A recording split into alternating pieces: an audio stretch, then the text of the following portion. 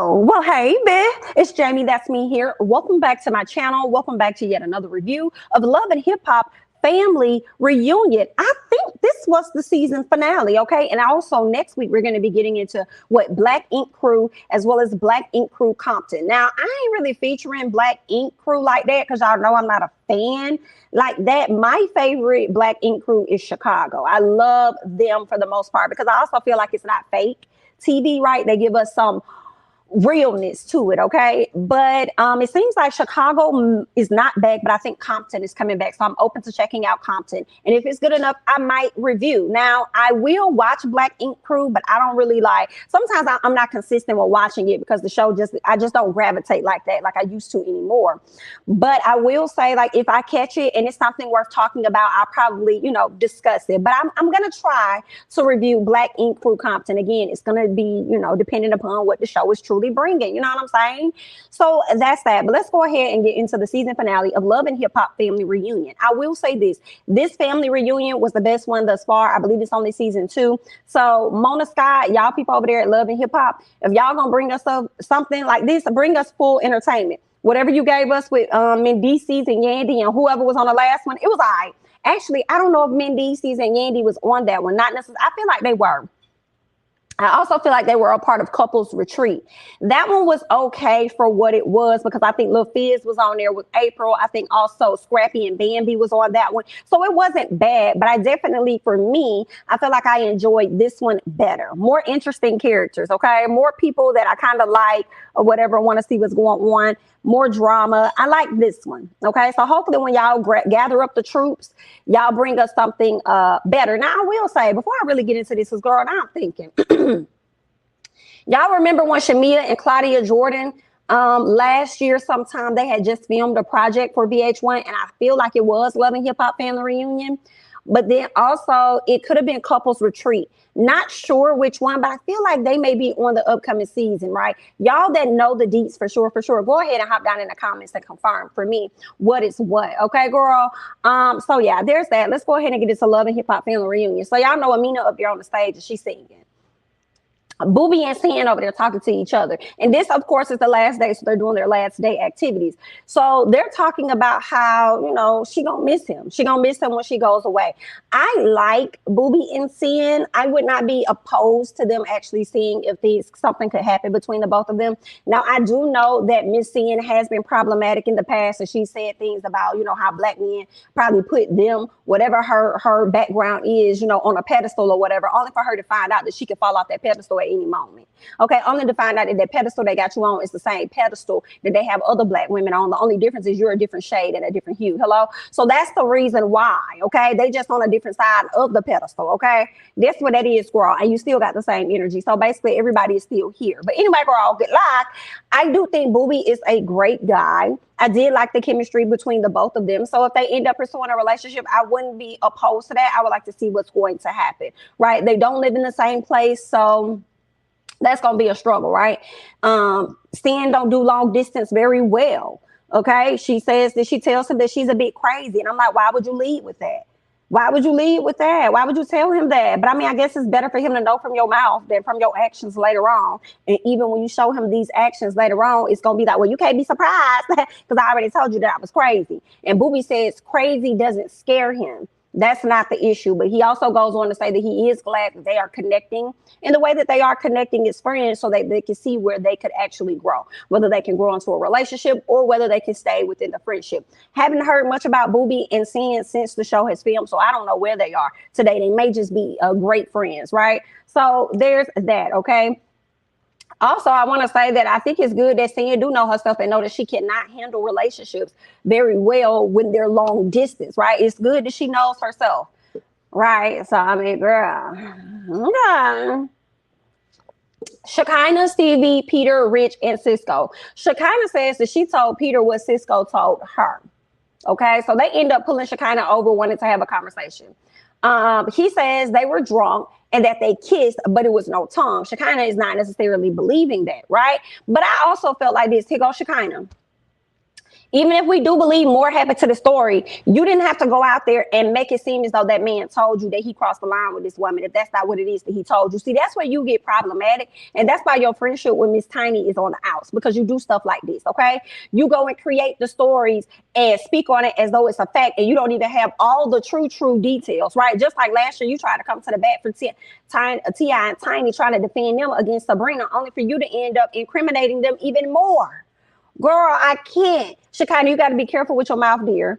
I like Shekinah. She's irritating at times, but Shekinah is funny. She don't really care what the hell she say out of her mouth, which can also result in her being annoying just as much as she is funny. But girl, we're going to need you to grow, Shekinah, because I feel like you've been doing the same things for the past few years. At what point do we see Shekinah elevate and she grow? Okay? So give us a little, like, do better. All right? But anyway, I just felt like, also, how you gonna go over here and start some SHI with this man and then turn around and walk off? You done started SHI, but then talk about how you ain't got time. But you had time to sit up there and talk about this man's situation dealing with Amina. Talk about that. You got time to do all of that chitty chatty patty stuff, but then when somebody come confront you on it and wanting you to validate what it is that you have to say, you decide that you finna storm off, and I don't like that. I said, not you creating mess and running from the fire. Okay then, girl. But anyway, so Amina decides she gonna walk over there and she gonna join the crew. And when she comes along, the convo pretty much dies down because Peter is just that upset and he don't really want to, get involved. And I feel like one of the reasons why Peter walked off was because Amina be up there yelling when she gets upset, sounding like a damn screeching tire. So Peter just decided to go ahead and remove himself, and I couldn't even blame him for that because I didn't want to hear that screeching either. Right? So then Amina asked Rich, why does this situation keep coming up? Why y'all keep talking about it? Why y'all keep talking about my stuff? And then Rich says it keeps coming up because, it's more to the story, okay? It's things are not resolved, okay? We're still learning more information about this, right? So Cisco says, listen, dog, this is my situation. Allow me to talk to Amina. Tell me why Rich got mad. Why the f is you getting mad? And Rich, your storyline for family reunion has really been you hopping into a mess that's dealing with Cisco and Peter. You're getting tired and annoying. Like, I just hate it. Like, how you gonna yell at this man and say, this your situation? Well, apparently it's not. And then you get mad about his stuff. And then you want to storm off. And again, you should have walked off when Peter walked off, is what you should have did. I can't. He always be trying to hold somebody to task and always trying to make sure somebody else hold themselves accountable and whatever else, but he don't even do that for his damn self. Rich, go have a seat. Go have a seat. Go find the nearest seat next to your boy Peter with your irritating self. Okay? Like, sit down. And high key, it ain't even got nothing to do with you. You wedge yourself into the middle of what they got going on, trying to get resolved and answers for your boy Peter, and then want to get mad when it's not going your way. This ain't even got anything to do with you. Calm down. So Amina low-key sounds like, I will say, she sounds like she confirmed that some things did go down. And neither one of them are fully admitting to what truly happened. But the way she coming off, like, I don't owe him nothing. Maybe it was wrong on your part, but it wasn't wrong on my part. He ain't tell me all the women that he done sat up here and smashed on me. So why do I have to sit up here and talk about who I done smashed? The only reason why it's really coming into play, Haki Amina, is because you allegedly did something with his friend Cisco, right? But I also feel like with Peter being a territorial type person, I feel like he probably would be mad either way, regardless of who she did something with, right? Because that's how narcissists and men are, right? When it comes to the ladies that, they've been mind manipulating for so many years, right? So I kind of felt Amina on that, like, I don't owe you nothing, baby, F you. And if it was your friend, then what's up? Your beef with him, not me. Don't you dare come over here and have an issue with me. But really, the issue wasn't so much with Amina. It was more so with Cisco. Cisco just feeling disappointed and sad. So he go over and he just sit down in the corner, girl. Okay. He go sit down in the corner, just being all to himself. Rich talks to Peter about where he wants Cisco to be in his life or whatnot. So that question ended up coming up, and I can't remember what Peter said. I feel like Peter was just like, I don't necessarily know where I want him. Okay, I'm kind of over this BS right now, but you could tell that Peter's still upset. So all black, they do the all black ceremony, right? So Mimi highlights Stevie J. Okay, when they came up there and they talk about their path to love and all this other stuff, she highlights Stevie J and says that you, sir, was the biggest lesson that I've encountered in my life, because y'all know Mimi found out about Jocelyn, him messing with Jocelyn and all this and that, on the television show. He embarrassed her down to the national TV, period. embarrassed her in so many different facets. And I feel like that still follows her to this day, because even though she has been so far removed from her relationship with Stevie, the fact that he went off and married Faith still made me think, and I'm sure others made y'all think like, dang. And he still didn't marry the mother of his child. He went out there and fake married. Well, he couldn't even pretend to be married to Mimi. He out here pretending to be married to Jocelyn, just pretending, doing whatever he want to do. And granted, Jocelyn didn't get no better treatment than she did, than Mimi did. But then you go on and you marry Faith. And it's like, dang, that's messed up. You could even commit to Mimi, but you could commit to Faith, only for Faith to be the one to do unto you as you have done to all the other ladies that's been in your life. Baby, yikes, girl. So Cisco goes up and he decides that he was going to speak. And it was a good moment for him because it allowed him to connect with other people, right? And make sure they have a relationship and all this stuff, right? Especially if he did anything wrong to them. So Cisco goes up and speaks on being away from his family, because y'all know he getting a divorce or got a divorce. He ain't seen his kids in months and stuff like that, right? And I don't like when men feel like they can't, oh, I ain't seen my kids and this and that. And I understand you sad and stuff. And some people, everybody ain't got the money to do this. But just know that you can fight for your right to see your children, okay, with this divorce. When you file for this divorce from this lady, you also should have filed for some type of custody hearing so that you too can see your children, right? It's not always the end all be all with the woman. Now, if it's a financial situation, you can't get an attorney, I understand, but sometimes some attorneys do things pro bono. Do your research. But sometimes I do be feeling like when dudes complain about not seeing their kids, I be feeling like high key y'all full of shit. Just a little bit to me, because when y'all try to make it seem like the baby mama is the issue, she won't let you see your kids. You do know you can go to the courts to see your kids. You can go through the courts, right? You do know. All right. A lot of y'all be trying to be like, I don't want to deal with the courts and this and that. Da, da, da. Listen, when it comes to them kids, they need to know that you fought and did everything that you could within your power to be able to see them. Because if not, it does leave the narrative left to the mom to be able to portray you in whatever facet that she wants to portray you in, right? And because she's the sole primary parent, children are likely going to believe what it is that she says. And, you know, not all moms do that. Some moms do that. And I'm only speaking to not the deadbeat ass daddies, okay? I'm really talking to the ones that would love to see their kids, always sending money to their kids, may call their kids, but can't actively see their children. Okay, the guys, they really want to see their kids and the mama is getting in the way. Okay, those are the ones that I'm talking to right now. Okay, so there is, you know, you can see him. You can go through the course. There's nothing going through the course. Hey, Dennis McKinley, how are you? Okay, getting things in order and in alignment so that he'll have always have access to his daughter Pilar, period. Okay, so y'all need to think about that, because if y'all ever be like, nah, I can't because of this and that, and she coming up, baby, they sound like excuses to me. You full of shit, and you really not trying as hard as you say. All right, and I just feel like you should try all things when it comes to those kids. So there's that, right? So Cisco apologizes to everybody. He reflected on his dad, right? So this was pivotal. He reflected on his dad, I believe, leaving the family. When his dad left the family, he took everything, including the beds that they slept on. That's a trifling ass dad. At this point, it's like, Dad, I'm grown now. We're going to have to square up. Okay, now we could square up physically or we could square up in the therapy office. Like, which one would you like to do?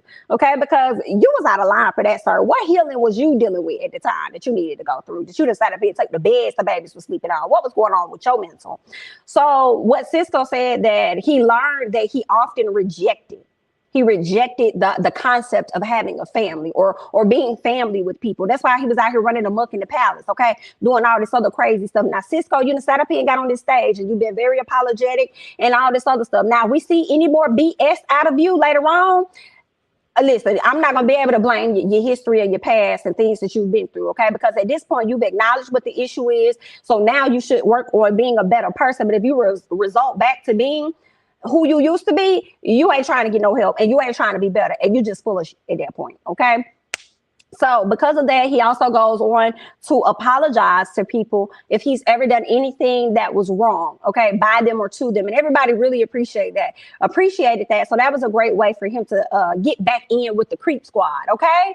So there's that. Booby and Cyn, okay? Booby asked Cyn and Erica, no, I'm sorry, not Booby, but Bobby. Bobby asked if it's a good time for Erica and Cyn to make up. Cyn said, absolutely not. Erica's pressed because she's like, why is y'all trying to force me and this lady to talk? Well, you got to think about it. Everybody else is overcoming their differences. So it's only right that they would think and assume that y'all could possibly do the same thing. So why is that an issue? You know, so there's that. Of course it didn't happen because neither one of the ladies are at that place. And I at the end of the day, I really can't be mad at them, because if they would have tried to come together knowing that they were in a place where they didn't want to do that, it was, number one, only going to come off as fake. And number two, it would have been unnecessary, because they're going to go back to actually who they always have been, which is enemies. Okay, after they broke up. So it is what it is. Let's get back to Cisco, Rich, and Peter. So Cisco tells them that he often felt excluded, right? When they would go and hang out and do stuff and not hit him up, reach out to him, see what he got going on, it would make him feel excluded. So he would do things to like get to them or get on their nerves or bother them or affect them so that they can feel how he was feeling, because he was definitely feeling left out, instead of being vocal and saying, hey guys, like I mean, I wish y'all would hit me up because I would like to go to those things as well. I would like to be a part of that. He reacted in a bad manner. That's interesting, because I've been in that place before myself, but I don't think I've ever I know I've never done anything to like make them angry. My reaction to things is get quiet and not say anything. And that's not a great thing either. You always should be able to feel like you can voice your opinion with your friends and tell your thoughts and let them know how you're feeling and stuff. But often, you know, I wouldn't say, man, I just fall back and be like, okay, I see you. So when I start making my moves, I want you to be okay with that too. Okay. Right. And that's not good. I'm still working on myself. Okay, girl. It is what it is. Let's keep going. So Cisco decided that he was going to apologize to Peter for how he's treated Peter in the past. Peter accepts and lets him know he'll always be there for him. Okay. He says they're brothers. He says we're all we got. We have to do a better job of communicating with each other. And of course, Rich is chiming in and saying the same thing. They all hug it out. And I really love that moment, because even though they are the creep squad, it's good to see that these men support each other and they got each other back. Right. So it was great to let them know that, because you don't know out of the creep squad which one gonna leave this earth first. Right. So it just was a good bonding moment for them to be able to support each other in that facet and move forward. So now as Cisco goes through these things, he don't have to go through this alone, because Peter has a lot of experience in this field with having multiple baby mamas, thousands of children, and divorce under his belt. So I feel like there's a lot of advice that Peter could give to Cisco, but Cisco has to be open and vocal to that. And also Peter got to make room for his friends to be open and vocal, because some people don't share because they feel like that you're not a safe place for them. Right. So he got to create that safe space. They both do, so that they can have those open conversation. So either way, honey, good luck. Let's keep going. Safari. He done pulled Erica and Rich together for them to have a conversation about a time when Rich said that he was going to spit on Erica. And I said, this is so awkward. Number one, Rich apologized for the most part. He acknowledges what he said was wrong.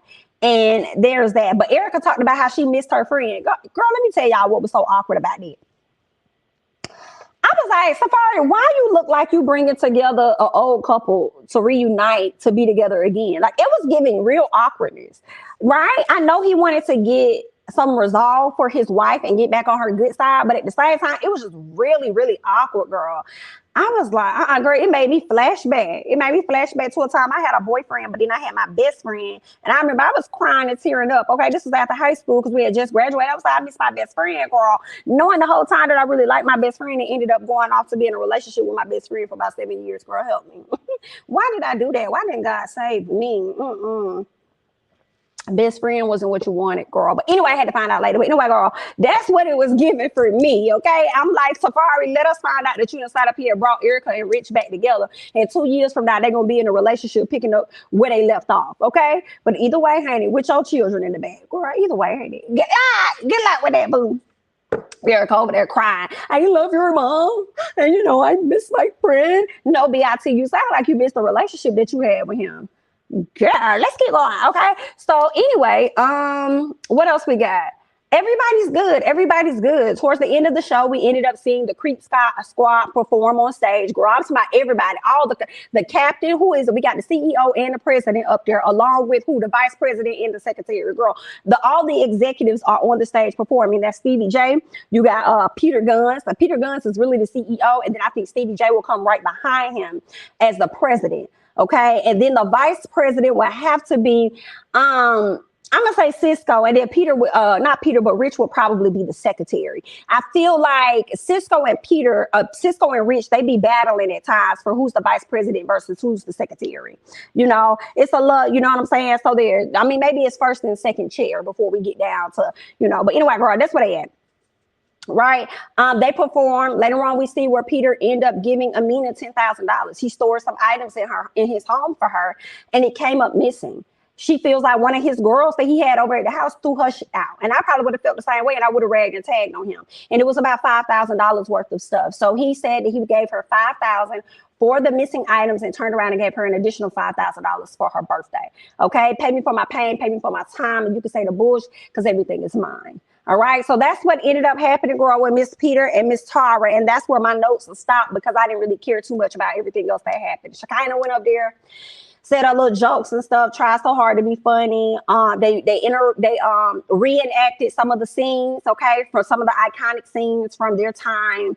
And, you know, all that other good stuff. Bobby went up there and did a trick and everything. So it was cute. It was cool. And the show is now over. Okay. You guys, let me know how you felt about this last episode. Leave your thoughts down below about the review. And also let me know what you thought about the entire season of Love and Hip Hop Family Reunion. And where should Love and Hip Hop franchise go from here? Because I can tell you right now, that bullshit that y'all try to give us about finding your genealogy or whatever it is, finding where you from. I'm not watching that mess. I'm not. And I think it's really because, and I hate to say this, I feel like if I got to know Yandy in person, I probably would really, really like her. But I don't even know her, you know what I'm saying, personally. But in this, I don't care to see her on my screen for real. High key, I don't. So I'm not watching that. I'm not interested. And that's really all that I got. All right. You guys go ahead, like the video. If you're not subscribed, go ahead and do that as well. I'm Jamie, that's me. Don't forget to follow me on Instagram and Twitter at Jamie, that's me. And I'll catch you guys in the next one. Bye-bye.